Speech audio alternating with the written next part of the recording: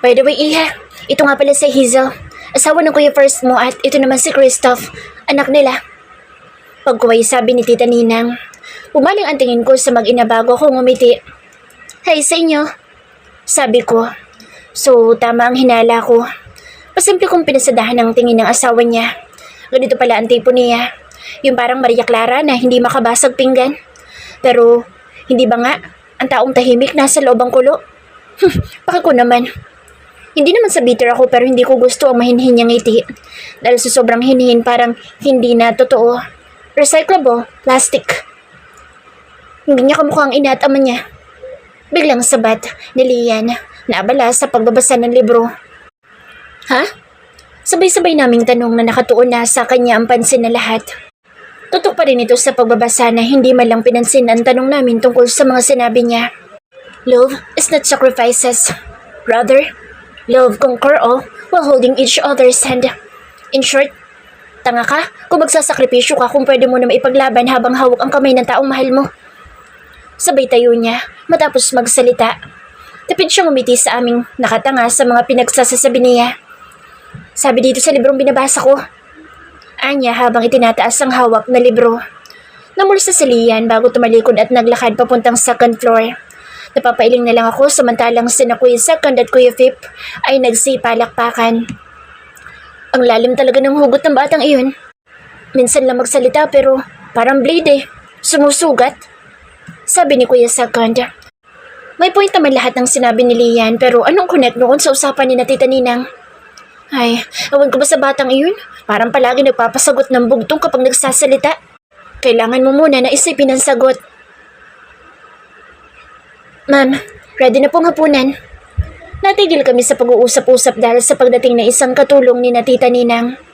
Sige, susunod kami. Sagot ni Tita Ninang. Lahat kami nagsitayuan na at nagkanya-kanyang lakad papunta sa dining table. Kahit wala akong ganang kumain dahil hindi ko trip kasalo ang mag-ina, ay napilitan pa rin ako. Nakakahiya naman kina Tita Ninang at Tito Ninong kung mag-iinarte ako. Kahit naman sanay na sila sa pagiging brat at makulit ko ay mahihiya naman ako kahit konti. Umupo ako sa katabing upuan ni Kuya Second at napapagitnaan nila ako ni Kuya Fifth. Samantalang si Tito Ninong ay nasa pinakadulo kung saan ang upuan ng Padre de Pamilya. Katabi si Tita Ninang at kaharap naman namin ng mag-asawa kasama ang anak nila. Hindi na ulit ako tumingin sa gawin nila nang makitang ipinaghila ni Kuya First ng upuan ng asawa niya. Matamis itong umiti at nagpasalamat sa asawa. Lihim na lang ako napairap. Nakakainis. Dapat kung maglalandian sila ay hindi sa harap ng pagkain dahil nakakawala ng gana. Ano ka ba naman, Laika? Normal lang na ipaghila niya ng upuan dahil asawa niya. Tulad ng palaging ginagawa ni Seven sa'yo kaya hindi yun landian. Care yun. Care. Sabat na isang bahagi ng isip ko na mas lalo kong ikinasimangot. Galit lang naman ako kay Kuya First dahil sa ginawa niya kanina. Angal pa ng isang parte. Wala naman siyang ginawa. Ipinagtanggol ka pa nga, pero bakit naiinis ka? Hindi ko na malayang padabog kong nabitawan ng kutsara tinidor na hawak ko kanina. Nahiya akong tumingin sa kanila lahat na ngayon ay nasa akin ang atensyon. Totoo nga atang baliw ako. Mariin kong kinagat ang pangiba kong labi. Kakahiya. Are you okay, Iha? Nag-aalalang tanong ni Tita Ninang. Pinalapad ko ang ngiti ko kahit ang totoo ay sobrang nahihiya na ako. Baka isipin ng asawa ni Kuya First na baliw ako dahil bigla-bigla nila ako nagdadabog. Okay lang po ako, Tita Nina. Nabitawan ko lang po. Umiti naman siya sa sinabi ko. Nagdadabog yan dahil wala si Seven para ipaghimay siya ng ulam. Kantsaw ni Kuya Second, sabay turo ng ulam naming ginataang alimango. Ngayon ko lang napansin na yun pala ang nakahain at gulay, kaya mas lalo ako napasimangot. Hindi ako marunong kumain yan dahil si Seven talaga ang tagahimay kapag ito ang ulam namin para makakain ako. Fresh ba to, Mommy? Hindi pwede si Princess Laika nang may preservative. Magagalit si Seven kapag inatake ng hika. Sabat pa ni Kuya Fifth habang kumukuha na siya ng pagkain. Lihim naman ako napairap nang mapatingin ako sa asawa ni Kuya First na hindi magawang buksan ang shell ng alimango. Ang arte. Kung siya maarte, ano pang tawag sa akin na kahit patay ng alimango'y natatakot pa rin hawakan? I know, iho. Kaya walang preservatives ang nakalagay dyan. Pagtatanggol naman ni Tita Ninang na natatawan na sa tabas ng mukha ko. Hindi naman ako nakasimangot dahil lang sa ulam may alimango. Nakasimangot ako kasi naiinis ako sa sarili ko at sa mga kaharap ko. Bad trip ako kapag nakikita ang maamang mukha ng asawa ni Kuya First. Parang gusto kong awayin para makita kung paano siya magalit at maging masama naman sa paningin ng iba. Ay, bakit ang bad ng mga naiisip ko? Erase. Akmang kukuha na ako ng ulam para naman sabihin nilang nabawasan ng kahit konti ang pagiging maarte ko nang may maunang kumuha ng piraso na dapat kukunin ko. Napataas ang gilid ko para tingnan ko kung sino at binundol na naman ako ng matinding kaba nang makitang si Kuya First ang kumuha noon at inilagay sa pinggan ko. Mabilis ako napatingin sa mga taong nakapaligid sa amin para tingnan ko ano mga reaksyon nila. Busy sila sa kanya-kanyang pagkain at kahit nakita nila ang ginawa niya ay parang wala lang. Ang tanging nakatingin lang sa amin ngayon ay si Hazel. Pakiramdam ko nagtataksil ako sa simpleng ginawa niya pero parang normal lang naman sa nakapaligid sa amin. Ay, bakit sobrang affected na ako? Don't worry. Magaling maghimay ng alimango yung si Kuya First. Actually, siya nga nagturo niyan kay Seven kung paano gawin. Automatic akong napalingon sa gawin ni Kuya Fit na ngayon ay nakangisi na parang nangangantsaw. Ginagawa lang nilang biro ang lahat kahit para sa akin ay alam kong dapat maging seryoso. Kung alam lang nila ang pinagagagawa ng nakatatanda nilang kapatid, baka pati ako'y pandirian nila. Ako na. Pigil ko sa akmang paghihimay niya ng ulam. Nangako ko kay Seven na hindi na ulit ako magkakamali at paninindigan ko ang pangakong iyon. Dahil ramdam kong kahit sobra-sobra ang pagmamahal niya sa akin ay nasasaktan siya kapag may ibang lalaking nasasangkot sa akin. Though first time naman nangyari ito dahil hindi ako mahilig mamansin ng tao, lalo kung lalaki. Pero kasi iba talagang epekto sa akin ang presensya ni Kuya First. Kahit noong una pa lang kami nagkita sa bookstore, lalo pagkatapos niya akong halikan. Parang may parte ng pagkatao ko ang ginising niya na matagal nang natutulog. Ay, ang uwi ko na. Paranoid na talaga ako. Ako na baka masugatan ka. Pagpupumilit niya na wala na akong nagawa lalo nang makita ko nung tumango si Tito Ninong na parang binibigyan ako ng permiso in behalf sa anak niyang si Seven. Ang sama ko na ba? Dahil nagbubunyi ngayon ang kalooban ko lalo na nang makita ko ang pag-irap sa akin ng asawa niya. Bakit siya umiirap? Kung ako sa kanya awatin niya dahil may right naman siya bilang asawa. Kung ako ang asawa ni Kuya First at nasa ganito kaming kalagayan, baka dila lang ang walang latay ng babaeng nilalandi niya. Nasapo ko ang dibdib ko dahil sa isiping iyon. Gosh, talaga bang pumasok sa isip ko na ako ang asawa niya? Taksil ka, Laika. Taksil ka. Kumain ka na. Ilang sandali ay sabi niya pagkatapos kong titigan ng expert niyang paghihimay ng alimango na tanging laman lang talaga ang inilagay niya sa plato ko. Salamat, Kuya. Gusto kong idugtong pero hindi ko na nagawa dahil nagkatinginan kami at nakaramdam ako ng kakaiba sa naging tingin niya sa akin. Bakit nga pala hindi pa bumababa si Lian? Tanong niya. I'm here. Doon lang namin narinig ang boss niya na kadarating lang din mula sa taas. Kumain ka na. Utos ni Kuya First na sinunod naman ng isa. Tumabi siya kay Kuya Second kaya magkakaharap sila ngayon ni Kuya First. Akmang kukuha na ng ulam si Lian pero nauna na siyang paglagyan ni Kuya First sa plato niya at sinunod ay ang kanin at gulay. Sinali na niya ito ng orange juice at tubig sa magkaibang baso at pinaghimay rin ng alimango. Namalayan ko na lang ang sarili ko na nakangiti habang nakatingin sa kanilang dalawa. Para kasi sa akin, napakaganda ng view at ang gaan sa pakiramdam na tingnan sila sa ganyang sitwasyon. Kumain ka ng marami para lumaki ka agad. Bilin niya habang nakangiti ng todo. Mag-boyfriend ba sila? Naibulong ko kay Kuya Fifth na bumunghalit ng tawa kaya napatingin ang lahat sa kanya. Don't mind me guys. May narinig lang akong bubuyog dito sa tabi-tabi na bumubulong ng nakakatuwang idea na nasa isip niya. Panay pa rin ang tawa niya at natigil lang ng sawayin ni Tito Ninong. Bumaling sa akin sa Lian na seryoso ang muka. Naloloka ka na naman. Binilatan ko siya dahil sa sinabi niya bago ako bumalik sa pagkain. Nakahilata na ako ngayon dito sa kama ko at tapos na ako mag-hot bath kanina pa. Matapos kami mag-dinner pero hindi pa rin mawala sa isip ko ang pagiging maalaga ni Kuya First kay Lian. Hindi ako nakaramdam ng inis tulad ng nararamdaman ko kanina nang makita sila ng asawa niya pero nung si Lian ang inaasikaso niya ay sobrang gaan ang pakiramdam ko na umabot sa puntong gusto kong maiyak. Naguguluhan na ako dahil maliban sa biglaang pagkirot ng puso ko kapag nakikita siya, ay nangingibabaw pa rin doon ang pangungulila na hindi ko alam kung paano ipaliliwanag. Napabalikwas ako ng bangon nang marinig ang pagtunog ng cellphone ko na nasa bedside table. Tumatawag si Seven. Agad kong inon ang video call na iyon at bumungad sa akin ang nakangiting mukha ng fiancé ko. Tama, fiancé ko pero madalas kong makalimutan kapag ang kuya niya ang kaharap ko. Napabuntong hininga na lang ako. Bakit mo humalungkot ang prinsesa ko? Tanong niya gamit ang malambing na boses. Doon lang ako napangiti pero kasabay noon ay ang luha ko. Ang bigat-bigat na kasi sa pakiramdam at hindi ko na kayang magpanggap na hindi ako naapektuhan sa mga nangyayari. Naguguluhan ako dahil hindi ko naman naramdaman ang bagay na ito simula na maging kami ni Seven. Stop crying, princess. Pag-aalo niya pero hindi ko siya makitaan ng pagtataka sa biglaan kong pag-iyak. Kundi lungkot sa mga mata niya ang nakikita ko. I'm sorry. Nasabi ko na lang habang patuloy sa paghikbi. Nasasaktan ka ba? Napakunot ang noo ko sa tanong niya at bakas na bakas sa mukha niya ang paglatay ng sakit nang makita akong umiiyak. Naguguluhan kasi ako eh. Sa nararamdaman mo ba? Tumango ako. Narinig ko ang pagbuntong hininga niya. Hindi pa ako makakauwi agad dyan dahil hindi pa tapos ang medical mission namin. Pero gusto kong umuwi ka na. Hindi pa pwede eh. Nandiyan naman si Kuya First. Alam ko nga alagaan ka niya. Nakaramdam ako ng pagkairita dahil sa uling mga sinabi niya. Bakit mapakaramdam ko pinagtutulakan mo ako sa kuya mo? Hindi mo ba alam kung gaano ako naapektuhan sa presensya niya? Ayoko magtaksil sa iyo pero bakit ikaw mismo nagtutulak sa akin?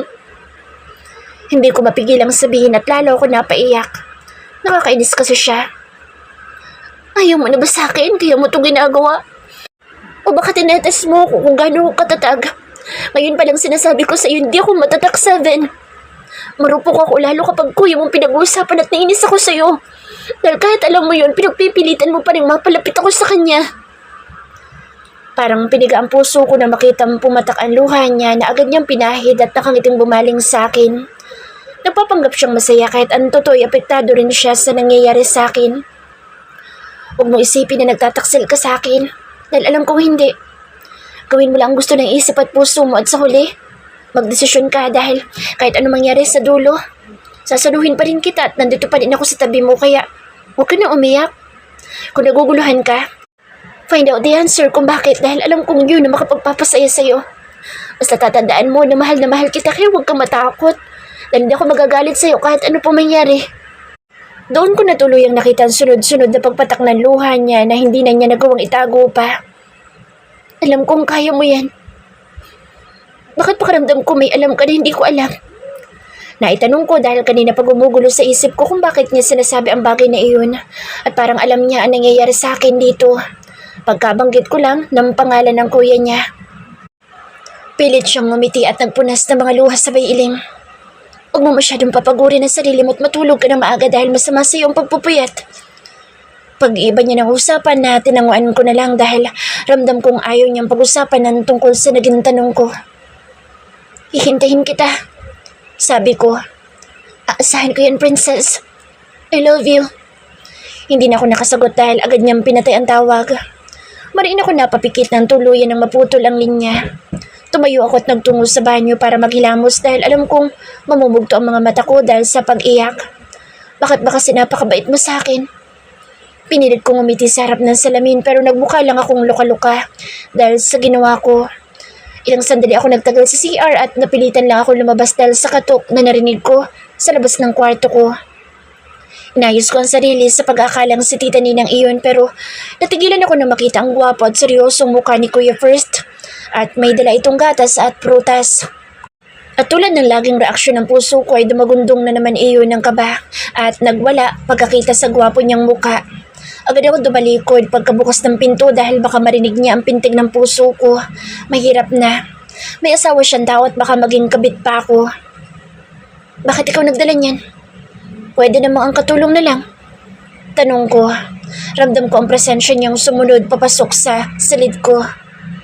Bakit iuutos ko pa sa mga katulong kung kaya ko naman? Hindi ko pinansin ang pamemelaw sa puniya at nagpanggap na busy sa harap ng laptop na kabubukas ko lang.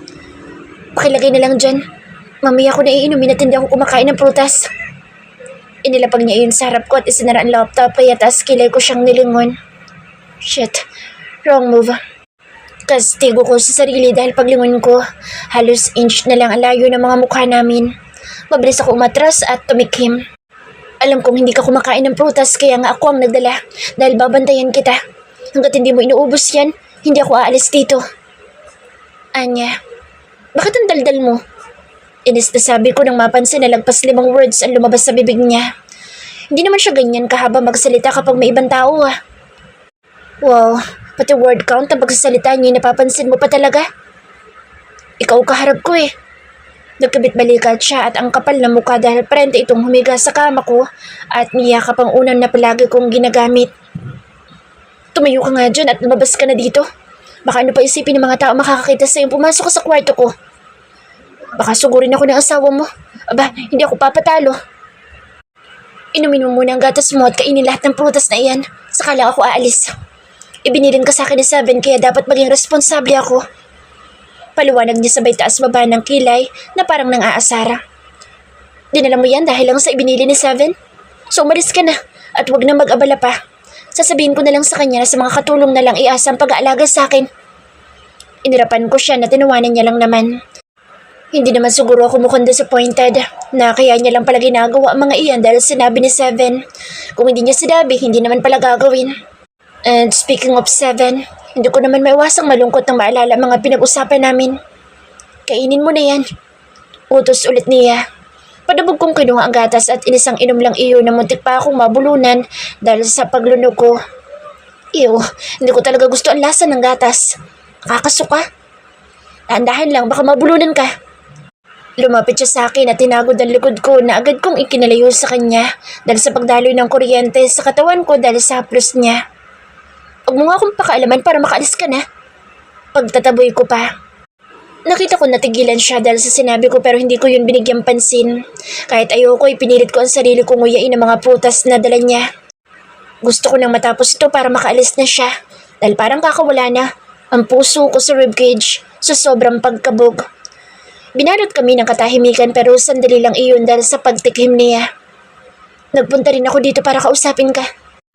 Tumingin ako sa mga mata niya pero agad din akong umiwas. Hindi ko kayang sabayan na nakakatunaw niyang tingin. Ano naman dapat natin pag-usapan? May dapat nga ba? Bumalik siya sa pagkakahiga sa kama ko samantalang ako ay namewang sa harapan niya dahil sa totoo lang, interesado ako sa pag-uusapan namin pero syempre, hindi ko ipapahalata at sasabihin. Yup. Simpleng sagot niya at umupo ulit. Bakit ba parang hindi siya mapakali? Nakakahilo? Ano naman yun, Aber? Tandaan mo may asawa kang tao at ayoko maging kabit. At isa pa, kahit wala ka namang asawa, hindi pa rin ako papayag sa usapang sinasabi mo. Diretsang sabi ko sa kanya at dahil nakapamewang ako sa harapan niya at siya ay nakaupo, mabilis niya akong nahila. Napatili ako nang bumagsak ako sa kandungan niya. Shit. Hindi ko na mabilang kung ilang mura ang naibulong ko dahil sa ginawa niya. Nagpumiglas ako pero hindi niya ako hinayaang lumayo. Ipinulupot niya ang matipuno niyang braso sa bewang ko at ang isang kamay ay hinawakan ng hita ko para hindi makapalag. Wala akong maisip kung anong gagawin ko lalo at ramdam na ramdam ko ang pag-iinit ng buka ko dahil sa posisyon namin. Ang daldal mo talaga kahit kailan. Bulong niya sa tenga ko dahilan para magsitayuan ang mga balahibo ko sa batok. Bitiwan mo nga ako. Pilit ko siyang itinutulak pero hindi talaga siya matinag. Gosh, may asawa siyang tawad sa ginagawa namin ngayon kahit sunugin kami sa impyerno. Hindi kami matutupok dahil sa pagiging makasalanan. Ay, we should not commit adultery. Nasa 10 commandments iyon. Ani ko pa dahil hindi ko na talaga alam ang gagawin ko. Naiyak na ako pero siya, seryoso lang na nakayakap sa akin. Well, love your neighbor as you love yourself. Sagot niya. Magkatapat tayo ng kwarto so considered na neighbor mo ako. So you should love me as you love yourself. Paliwanag niya pa. Nadagdagan ang pagkainis ko sa kanya simula nung nasa school kami dahil sa sinabi niya. Ganun kadali sa kanya na sabihing mahalin ko siya kahit hindi pwede. Dahil hindi ko na talaga napigilan ang pagtitimpi ko ay pinagsusuntok ang dibdib niya at hindi ko na malaya na lumuluhan na naman ako. Napakababaw talaga ng luha ko kapag siya ang pinag-uusapan at ayoko sa bagay na iyon. Bakit mo ba ginagawa sa akin ang bagay na to? May nagawa ba akong kasalanan sa'yo kaya pinaglalaroan mo ako, ha? Sagot ko sa kanya pero hindi pa rin siya natinag at seryoso lang na nakatitig sa mukha ko na parang sinasabing kaya niyang tanggapin lahat ng sasabihin ko. Iniisip mo bang sinasabi mo? May asawa kang tao at may anak. Kung hindi ka naaawa sa akin, maawa ka sa kanila. Isa pa kapatid mo ang fiancé ko at hindi tama itong ginagawa mo. Natin! Gusto ko ipaintindi sa kanya na hindi pwede ang gusto niya. Natatakot ako sa mga posibleng kalabasan ng patuloy niyang paglapit sa akin. Maraming masasaktan at hindi ko kayang ako ang maging dahilan. Kaya please lang, tigilan mo na ako. Bulong ko habang nangihinang napasubsob sa dibdib niya. Dinig na dinig ko ang malakas na kabog ng puso niya, tulad ng kung gaano kalakas ang pagtibok ng puso ko ngayon kaya lalo akong napaiyak. Kotang-kota na sa akin ang araw na to. Unang araw pa lang ng pag-alis ni Seven, ganito na agad ako. Paano pa kaya ang mga susunod na araw? Siguradong mas malala pa at yun ay kinatatakot ko. I'm sorry dahil nagulo ko na naman ang buhay mo. Wala naman yun sa plano ko nang bumalik ako dito pero hindi ko mapigilan ang nararamdaman ko. Bulong niya rin at ramdam ko ang pagdampi ng labi niya sa noo ko. Nagulo ko na naman? Ibig sabihin ba noon minsan na rin niyang nagulo ang buhay ko? Kailan at paano? Bakit wala akong matandaan na nag-exist siya sa buhay ko noon? Marin ako napapikit dahil sa pagkirot ng ulo ko sa sobrang pag-iisip. Umiling ako. Tigilan mo na ako, please. Pagmamakaawa ko. Sana ganun lang kadali. Sana ganun lang, baby. Nagsusumamo niyang bulong. Natigilan ako dahil sa pamilyar na boses na naririnig ko sa utak ko pagkarinig sa uling salitang sinabi niya. Baby, malabo ang mga tagpong iyon kaya hindi ko makilala ang nasa alaalang iyon. Kahit hindi masali, kayanin mo dahil wala kang asahan sa akin. Mas lalong humigpit ang pagkakayakap niya sa bewang ko na parang ayaw akong pakawalan. Titigilan na kita. Ilang sandali lang, nasabi niya. Hindi na ako nagtaka ng bahagyang nakaramdam ako ng kirot dahil kahit gusto kong layuan na niya ako para sa ikabubuti ng lahat, ay alam ko sa sarili ko na may parte siya sa puso ko kahit pa sabihing minsan ko lang siyang nakilala. Pero sana'y pagbigyan mo ko sa hiling ko. Napatitig ako sa mga mata niyang nangungusap. Oh, ano yan? Hinawakan niya ang mukha ko at ikinulong sa mga palad niya bago maso yung pinunasan ng mga luha ko na patuloy pa rin sa pag-agos. Gusto ko itang makasama. Napatulala ako dahil sa hiling niya. Kahit 5 araw lang. Pagkatapos ng mga araw na iyon ay hindi na kita guguluhin. Bakit gusto mo ako makasama? Tapid siyang umiti at nanlaki na lang ang mga mata ko dahil sa mabilis na paglapat ng mapupulan niyang mga labi sa labi ko. Sa mga araw na iyon, ipaparamdam ko sa iyo lahat ng meron dito. Sabay turo sa puso niya na matagal ko na itinago. Kabaliwan niyang gusto mo. Paano ang asawa't anak mo? Tutol ko nang makahuma sa mabilis niyang halik. Inihatid ko na sila sa hotel. So, ganun lang yun? Kapag gusto mo akong makasama ay ihatid mo na lang sila kung saang lupalop na lugar para magawa mo lang ang kabaliwan mo. Inis kong sabi, pero agad ko ring pinagsisihan mga salitang lumabas sa bibig ko dahil sa pagguhit ng sakit sa mga mata niya. Isipin mong wala akong asawa. Sa loob na 5 araw, please. Isipin mong wala akong asawa at anak. Isipin mong wala akong fiancé. Isipin mong tayong dalawa lang. Dito sa mundo. Please. Gusto kong kapag nagkasama tayo sa loob ng 5 araw, walang problemang iniisip at puro saya lang. Gusto kong bumuo ng masasayang alaala kasama ka kahit sa maikling panahon lang. Paulit-ulit niyang bulong. Huwag mo isipin na nagtataksil ka sa akin dahil alam kong hindi. Gawin mo lang gusto ng isip at puso mo. Muling tumulo ang mga luha ko nang maalala ang sinabi sa akin kanina ni Seven. Namalayan ko na lang ang sarili ko na tumatango sa gusto niya. Sasama ako sa kanya sa loob ng 5 araw. Kaming dalawa lang at walang problema. Kahit alam kong mali ay gusto ko rin maranasan ang mga alaalang gusto niyang mabuo namin sa maikling panahon. Itong gusto ng puso at isip ko at tanda kong harapin kung ano man ang kalalabasan nito sa bandang huli. Kinabukasan hindi ako nakatulog na mahimbing dahil sa pag-iisip kung tama bang pumayag ako sa kagustuhan ni Kuya First.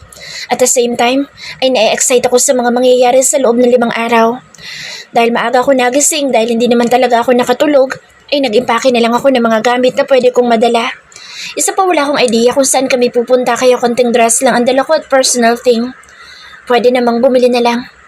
Nagbihis ako ng simple white dress at saka bumaba para kumain ng breakfast.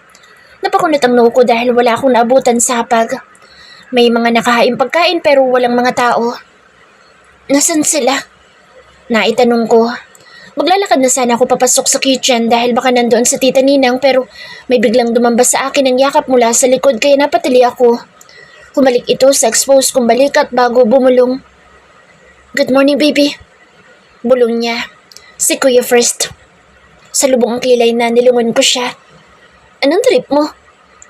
Ouch, hindi to trip. Ang tawag dito, effort. Dismayadong sabi niya. Remember yung pinag-usapan natin kagabi? Tumango naman ako dahil naalala ko naman talaga. Ngayon na ang simula nun. Ngayon na ba? Parang tangang tanong ko dahil na-realize ko na matanda lang pala siya sa edad pero mas isip bata pa sa akin dahil sa mga pinagagagawa niya. Oo, kakain lang tayo ng breakfast, saka aalis na tayo. Anya. Pinasadahan ko naman ang tingin ng kabuuan niya at nanlaki ang mga mata ko nang nakita ang suot niya. Takte, naka-boxer short siya at apron lang ang tanging pang itaas niya. Lechon, ang yummy. Mabilis ako umiwas ng tingin at minabuting umupo na lang. Ipinagilan niya naman ako ng upuan na lihim kong ikinangiti. Saan nga pala tayo pupunta? Pag-iiba ko sa usapan. Sandali lang, may kukunin ako. Sabi niya tumakbo paakyat. Siguro, papunta sa kwarto niya na ipinagkibit-balikat ko lang. Ilang sandali lang ay bumalik na siya at umupo sa tabi ko, sabay lapag ng 5 litrato ng mga lugar na sikat sa buong mundo. Pupunta tayo sa 5 bansa na yan sa loob ng 5 araw. 1 bansa kada 1 araw. Pagmamalaki niya pa. Nanlaki ang mga mata ko pagkakita sa mga picture. Nahihibang na ba siya? Pupuntahan namin ito ng 5 araw lang. So, tatai lang kami doon at alis agad. Sigurado ka? Hindi makapaniwalang tanong ko. Tumango siya habang may malapad ng ngiti pa rin. Yup, pangarap kong mapuntahan ang mga lugar na iyan at gusto kong ikaw ang kasama ko. Anya, naramdaman ko ang pag-iinit ng pisngi ko at hindi ko mapigilang mapangiti dahil sa sinabi niya. Wow, hindi pa nga kayong maalis, kinikilig ka na. Kantsaw ko sa sarili.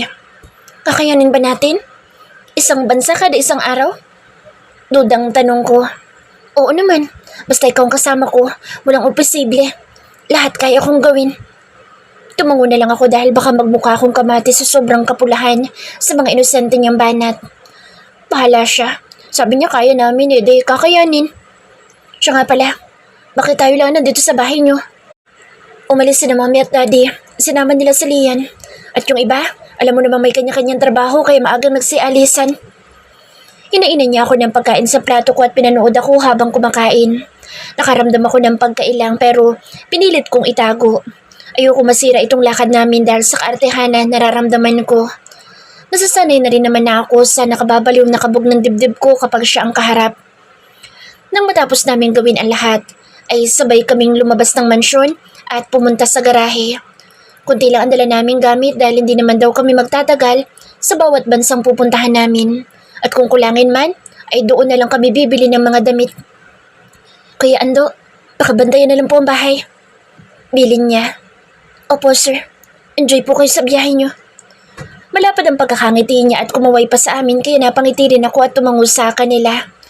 Habang nasa biyahe ay hindi ko napigilang titigan ang mga litrato ng destination namin ngayon. Yun ang flight natin papuntang Hong Kong. Sa Disneyland muna tayo. Anya, nang mapansin na tinitingnan ko ang mga pupuntahan namin. Napangiti ako ng malapad dahil hindi ko na itago ang excitement ko sa isiping pupunta kami sa Disneyland. Alam kong pambata iyon pero kahit kasi maraming pera si na mommy at daddy ay hindi pa nila ako nadala sa ganitong lugar dahil palagi silang busy at isa pa. Ayoko rin pumunta doon noon pero ewan ko ba kung bakit parang ang saya-saya ko sa isiping pupunta kami doon. Ngayon pang malaki na ako. May nakapagsabi sa akin na excitement daw na nararamdaman ng tao sa pagpunta nila sa isang lugar ay hindi dahil mismo sa destination nila, kundi dahil sa taong kasama nilang pupunta doon at bubuo ng memories. Nag-iwas ako ng tingin dahil sa sinabi niya. Mind reader ba siya? Ngayon, naniniwala na akong totoo yun. Ngiti-ngiti siya at parang ang saya-saya niya habang sinasabi niya iyon. Kaya pati ako'y nahawa at napangiti rin ng malapad. Pagkatapos noon ay binalot kami ng katahimikan. Pero kahit ganoon ay hindi ako makaramdam ng pagkailang. Ang gaan-gaan ng pakiramdam ko at para sa akin nakaka-relax ang atmosphere sa pagitan namin ngayon kahit tahimik. Ganito pala ang pakiramdam ng pagiging kontento. Napatingin ako sa gawin niya dahil sa ideyang iyon na pumasok sa isip ko. Panay ang sway ng ulo niya habang sinasabayan ng kantang tumutugtog sa radyo. Malapad ang pagkakangiti at ang aliwalas ng napakagwapong muka. Bagay na bagay sa kanya ang suot niyang khaki short na kulay brown at v-neck shirt na mas lalong nagpabakat sa magandang hubog ng kanyang katawan. Bakat na bakat ang dibdib at naghuhumiyaw ang biceps. Ulam is real. Napahagikik ako at napatakip sa labi ko dahil sa malikot kong imaginations. Tumigil ang sakyan dahil sa stoplight kaya nagkaroon siya ng pagkakataon na lingunin ako at huli na para umiwas dahil huling-huli niyang nakatitig ako sa iyamin niyang mukha. Kininditan niya ako habang dinidilaan ng pang-ibabang labi niyang pulang-pula. Nakatitig lang ako sa bawat pagbuka ng labi niya habang sinasabayan ng panibagong kanta na nagplay. Hindi ko maialis ang tingin ko at parang hinihigop niya ang pagkatao ko. Hindi ko na malayang sumasabay na rin ako sa pagkanta. Napaiwas ako ng tingin dahil sa pagpatak ng luha ko. Ito na naman ako. Luluha na kahit ang sarili ko hindi ko alam ang dahilan.